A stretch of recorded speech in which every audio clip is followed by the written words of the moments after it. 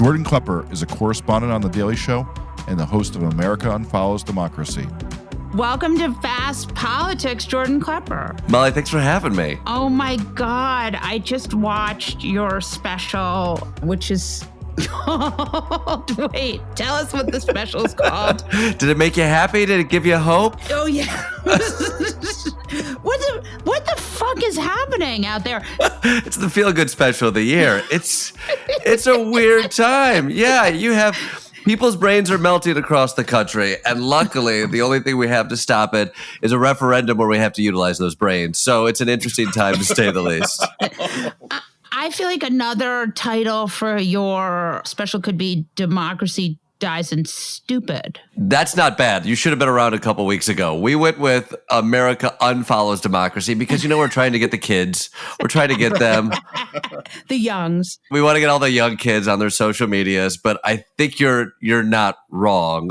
You could feel our democracy quickly slipping away, and if we had a little bit more engagement, a little better information, we might be in a better place. But wishes were horses, beggars would ride. Right. I don't know. There were so many destinations and so many people you interviewed, and all of them seem to have the medical diagnosis as brainworms. My favorite were the poll watchers. Sure. I did not know that Mark Fincham, who is running for Secretary of State and could very well win, was actually an Oath Keeper. Mm-hmm. Yeah, Fincham's got quite the backstory. I think that was part of what we wanted to jump into is those Secretary of State races. It shows you how desperate things are when Comedy Central and comedians are covering Secretary of State races during a midterm election.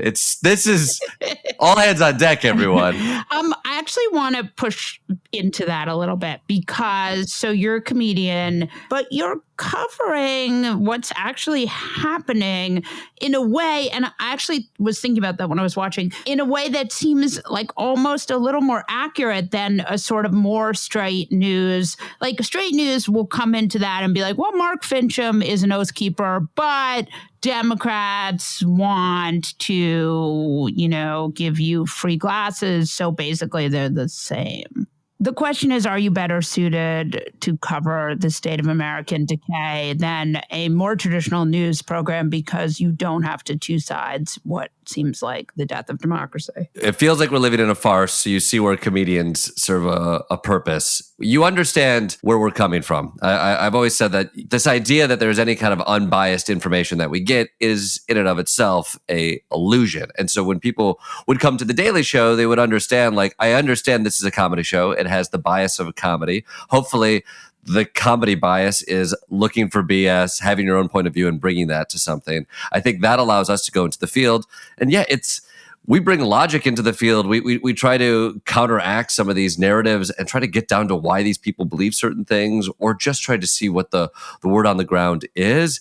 And more often than not, you're wasting time, and you yourself are full of BS if you're both siding some wild stuff like, should we fight for democracy or not? Or should votes count or not? Or should we trust an election that has been adjudicated or not? And yeah, I think we don't waste time trying to put on this veil of an unbiased perspective, where in many cases the bias is just coming through the facts and the realities that we're in. And so that gives us a good spot as a comedian, as a comedy show, of approaching these things. I'm curious.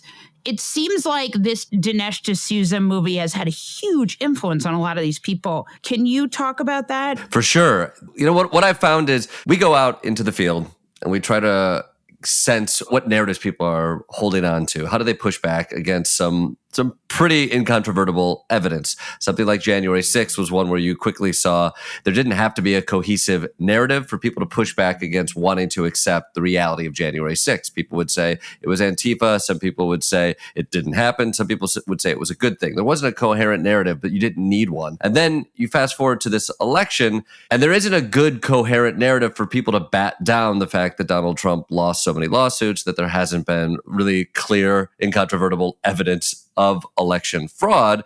And then Dinesh D'Souza does this documentary, which is cleverly titled. It's got scary music. It's called 2000 Mules. And you don't even have to watch it to be given a tool to push back against someone. And so it's not as if we even get into the details of what is claimed in Dinesh D'Souza's 2000 Mules, which has been knocked down by many folks, many including those inside the Trump administration. But it does give you a catchphrase.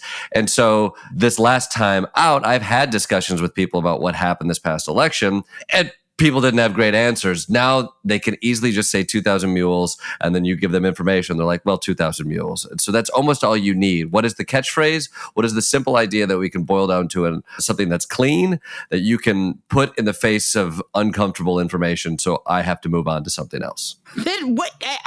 Stop for 1 second. Are there 2000 mules? Are there 2000? Where does that even come from? I did not see the movie. You got it. Download it, for God's sakes. Yeah, I want to. I want to give Dinesh D'Souza my money, but somehow. I mean, I think the basic theory around it is there were 2,000 people, at least I believe is what he claims, traveling around their voting districts, dumping piles and piles of votes in drop boxes. Amazing. He uses cell phone technology to place certain people in different places, which has been pushed back upon because the cell phone technology is nowhere near as precise as what he claims. He has anecdotal evidence, he has grainy footage, and sort of this narrative that we have cell phone technology. Again, a loose technology, but it sounds fancy if you're watching quickly. That puts certain people in locations of drop boxes. Hilariously, guess where drop boxes tend to be located? Around people. So you can see where there might be overlap in this conspiracy. But with a little bit of footage of people near drop boxes, it sows this doubt. Right. Now people are wondering, okay, exactly. And when I go and I talk to the Oath Keepers in Arizona who are armed outside of ballot boxes, they reference this. They reference images of people carrying 50 to 100 ballots in their hands, and that's what they're on the lookout for. I used to go to CPAC all the time before they would just come over and scream at me. I found it very valuable and super fascinating because what they're doing here is kind of outside of the purview of many of our ideas about reality, which is what you see when you do these interviews. Sometimes they're weirdly proud and sometimes they're mad at you. Do you find them mad at you? Do you have people screaming at you or no? At rallies, I get my fair share of people who will scream at me, partially because I'm from The Daily Show, but also just because I have a camera with me and the media are bad news. Right. I went to CPAC and I had the opposite reaction, though. I had dozens of folks wanting to take selfies with me. I had young Republican candidates eager to do interviews, handing me their business cards, waiting in line. And I had Super Trump fans trying to get selfies and pictures and talk to me, which sort of melted my brain because it was a mix of thirsty Republicans who don't care about ideology and just want to talk about the game of politics. There were assistants to prominent Republicans who were just like, oh yeah, we love your videos around the office. And you're like, oh, interesting. And then there were people who are just the Trump fanboys who saw me as part of the MAGA universe. And even if they didn't necessarily like some of the things that I put on television, the fact that I was part of the narrative that they were so invested in was exciting to them. Do you wonder how much of this is about fame too? Trump got so famous because he was famous already, right? Mm-hmm. I mean, they loved him. Do they sort of love you because you're famous, if that makes any sense?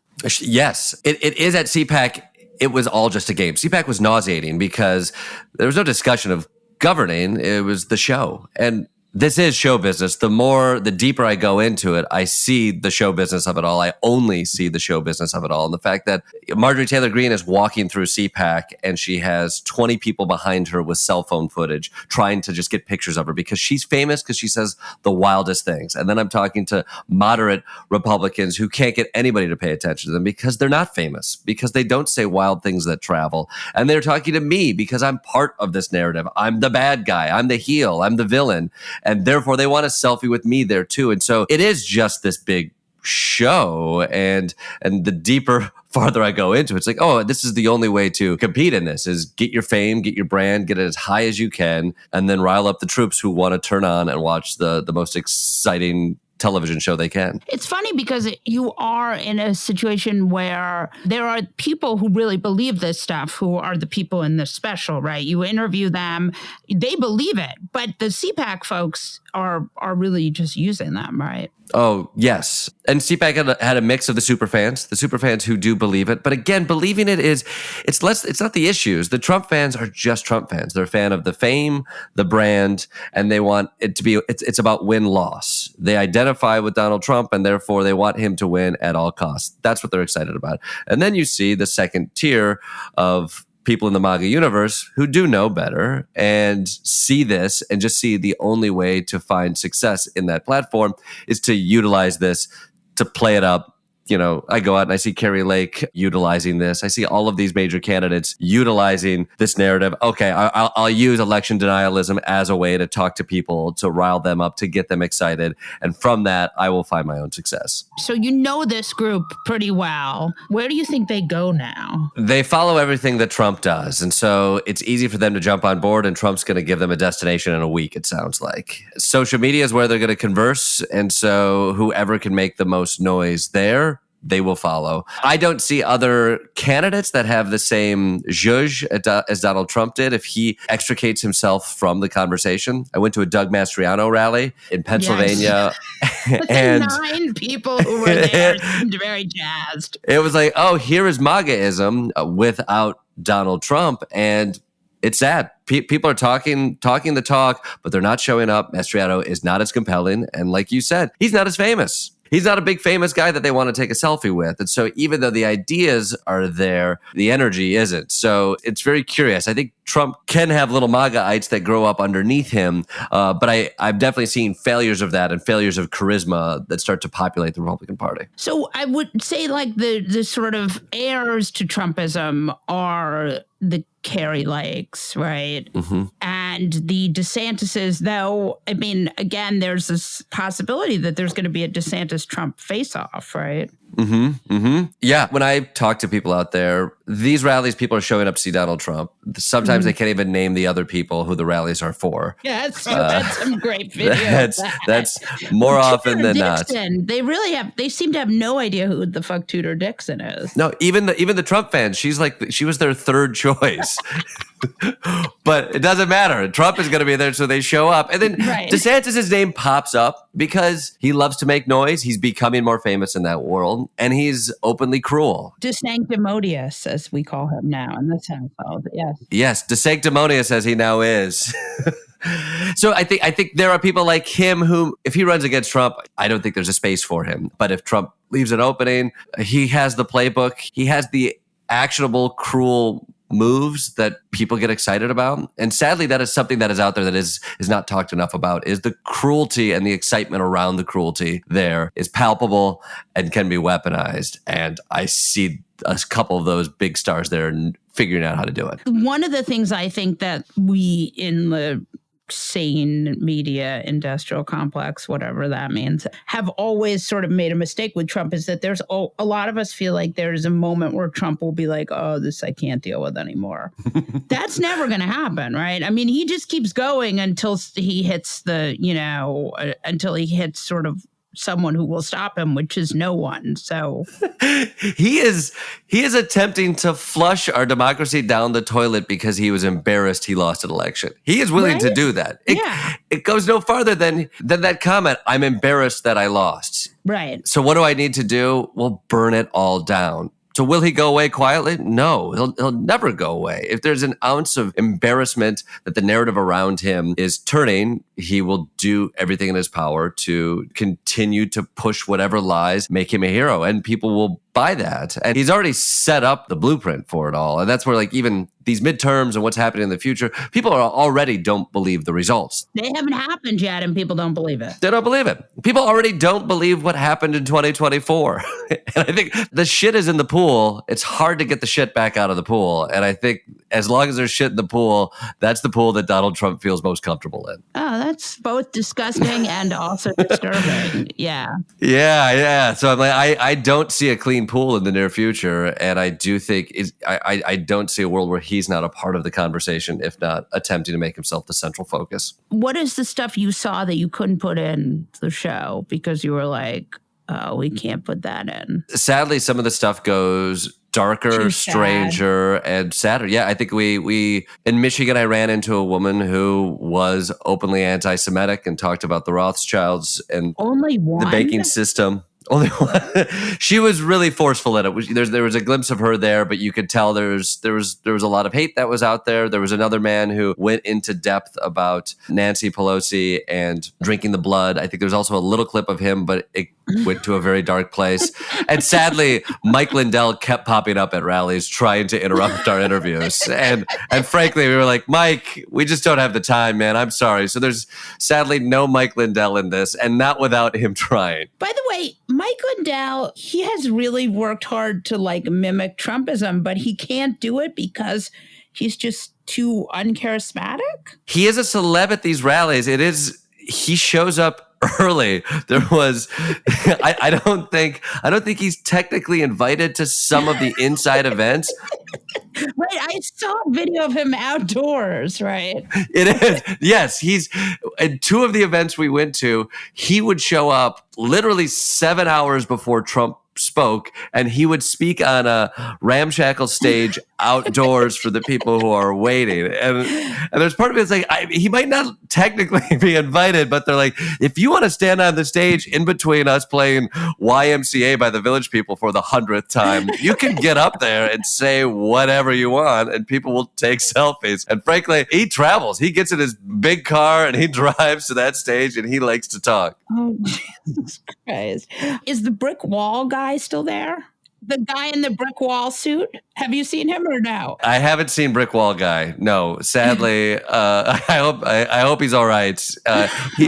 Although some of them are already up front. I mean, they get there sometimes days ahead of time. So there's a chance either he's no longer part of the movement or he's still part of the movement. He's way ahead of even where we have access to him. I have one last question, which is JFK Jr. guy. This is a guy who claims he's the reincarnation. No, he's actually JFK Jr. who faked his own death. This guy looks nothing like JFK. For one thing, he's several inches shorter than JFK Jr. Is that guy still around? I saw him at CPAC. Yeah. Yes. He's handing out cards at CPAC. It's all a show. It's all a show. That's my guy right there. Yeah. The guy who the internet randomly said is actually JFK Jr. was like, I can use this. And frankly, he did. He's using it. He's taking pictures with people who may or may not think he's JFK Jr., but he's part of the MAGA world. Congratulations. It's so grim because it's like, it is hilarious and it's so stupid, but it actually is, these people do really believe what is happening and they really are being ruined by it. You know what breaks my heart about that? And it's true, the JFK Jr. one specifically, because it's so absurd, but it's gaining momentum to the point that I was in Wisconsin a few months ago and I'm talking to the sweet old Midwestern ladies, and I'm from the Midwest. And so I see these sweet old ladies, they look like relatives of mine, and we're talking about Roe v. Wade, and out of nowhere, they bring up this JFK Jr. conspiracy and they're consumed by it. And I saw them as people who don't need to be consumed by this. They don't have to waste their time and their energy and their anger on this bonkers idea that the internet has shoved in their faces. But yet here we are, and now they're paranoid beyond belief about these absurdities, and it's pulling them and it's being manipulated by other people who know how to manipulate them. Jesus. So hilarious, but also incredibly soul-crushingly sad and depressing. That's comedy 2022, baby. Thanks so much, Jordan. Thanks for having me.